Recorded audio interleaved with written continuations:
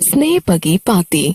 जन्मदिन की सुबह मैंने अपना ईमेल बॉक्स खोला तो उसमें विदेश में रहने वाली अपनी बिटिया का शुभकामनाओं वाला कार्ड मिला।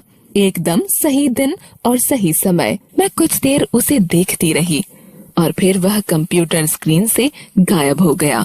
मैं अपने माउस की एक क्लिक से उसे दोबारा स्क्रीन पर ला सकती हूँ। चाहूँ तो प्रिंट भी निकाल सकती हूँ, पर क्या उसमें अपनी बिटिया के हाथों का वह स्पर्श महसूस कर पाऊंगी जो उसके अब तक के भेजे कार्डों में महसूस करती रही हूँ। उसने यह कार्ड स्वयं ही भेजा है अथवा अपनी अति व्यस्त जिंदगी के कारण अपने सेक्रेटरी से ही भेजने को कह दिया है, यह भी निश्चित नहीं। कार्ड के नीचे उसके स्वयं के हस्ताक्षर तक तो है नहीं। कुछ समय पूर्व तक वह मेरे लिए उपयुक्त कार्ड ढूंढने के लिए बाजार खंगाल डालती थी। छपी इबारत में जो कमी रह जाती वह स्वयं जोड़कर पूरा करती। इस तरह वह पूरी तरह से भरा कार्ड कभी मुझे जन्मदिन से 2-1 दिन पहले मिल जाता, कभी जन्मदिन बीत जाने के पश्चात, पर वे सारे कार्ड आज तक मेरी अलमारी में सहेज कर रखे हुए हैं, किसी अनमोल धरोहर की तरह। आजकल वह पत्र भी ईमेल से ही भेजती है। कोई काटा पीटी नहीं, हिज्जों की कोई गलती नहीं, एकदम साफ सुथरे। उसे पत्र लिखने का हमेशा से ही शौक रहा है। लंबे लंबे रोचक ढंग से लिखे पत्र। उसके पत्र इतने लंबे हुआ करते कि ऊपर से नीचे हाशिए पर कुछ भी जगह न छोड़ती, नाम लिखने तक की भी नहीं। पर इससे क्या, मैं तो दूर से देखकर ही उसका पत्र पहचान सकती हूँ। कभी कभी उसके पत्रों पर चॉकलेट, टॉफी या मक्खन के चिकने निशान होते। मैं कल्पना करती कि पत्र लिखने के लिए उसने अपनी नन्ही बिटिया को इन्हीं चीजों से फुसलाया होगा और बिटिया ने धैर्य चुक जाने पर अपनी माँ का ध्यान आकर्षित करने की कोशिश में कागज को ही पकड़ लिया होगा। मैं उन निशानों पर अपना हाथ स्नेह से फिराकर उन गदबदे हाथों का स्पर्श महसूस करने का प्रयत्न करती। हाथ से लिखे उन पत्रों में लिखने वाले हाथों का स्पर्श हुआ करता था, मिठास और गर्माहट होती थी। बहुत कुछ अनलिखा भी बांच लिया जाता। हाईटेक जीवन शैली के युग में स्क्रीन पर उभर आई इन शब्दों की चाहे तो मेल पढ़ लो, चाहे समाचार पत्र, दोनों ही सिर्फ संदेश वाहक होते हैं।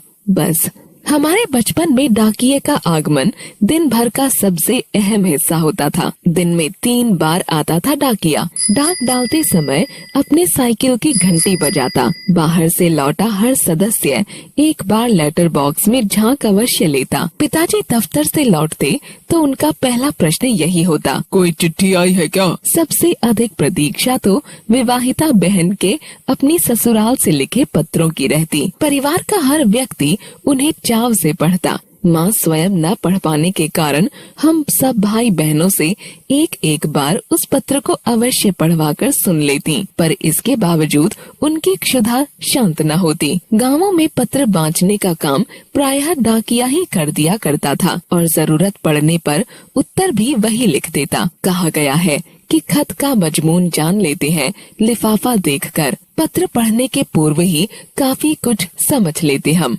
केसर छिड़का पत्र आया है तो चाची के बेटा हुआ है। कोना कटा कार्ड आया है तो मृत्यु समाचार है। यदि छात्रावास में रहकर पढ़ने वाले बेटे का पत्र आया है तो अवश्य उसे पैसों की जरूरत आन पड़ी है, क्योंकि वैसे तो उसे अपनी अति व्यस्तता के कारण पत्र लिखने का समय ही नहीं मिलता। किसी को तत्काल सूचना देनी होती तो तार भेजा जाता। तार मिलने का कोई निश्चित समय नहीं होता था। देर रात को भी तार वाला आपकी सांकल खटका कर तार पहुंचा जाता, पर जब तक उसके द्वारा आगे बढ़ाए कागज पर हस्ताक्षर कर आप तार लें, तब तक दिल इतनी जोर से धड़कता रहता कि लिफाफा खोलना कठिन। घर के अन्य सदस्य भी घेरे खड़े रहते। सबके चेहरे पर एक ही भाव, क्या हुआ? क्योंकि ऐसे तार प्रायः दुखद समाचार के वाहक ही होते थे। हाँ, विवाह, पुत्र जन्म इत्यादि के मुबारकी तार भी हुआ करते, पर वे तो ऐसे अवसरों पर ही आते। रंग बिरंगे फूलों वाले इन तारों के नंबर निर्धारित थे।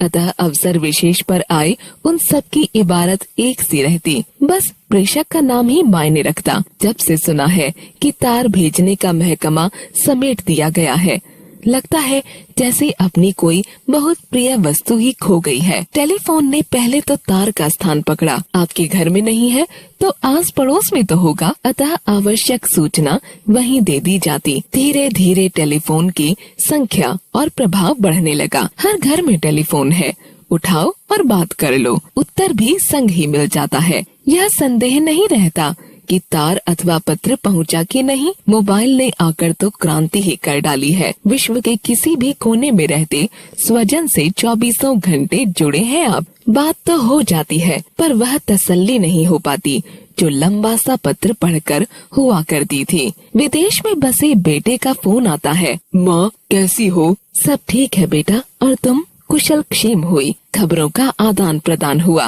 और बस टेलीफोन रख देने के बाद याद आता है, फला बात पूछना तो भूल ही गई, यह बात बतानी तो रह ही गई। अनेक बातें घुमड़ रही थी मन में, पर चाहकर भी कहाँ कह पाई। कितना कुछ तो रह गया भीतर ही।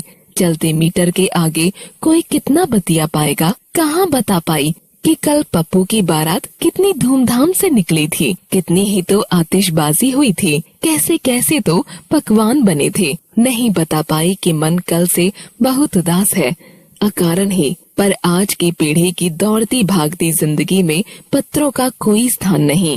तार अथवा तार वाले देखे ही नहीं उन्होंने। एक दो पीढ़ी बाद के बच्चे डाकिया डाक लाया गीत सुन माता पिता से पूछेंगे, माँ डाकिया कौन होता है?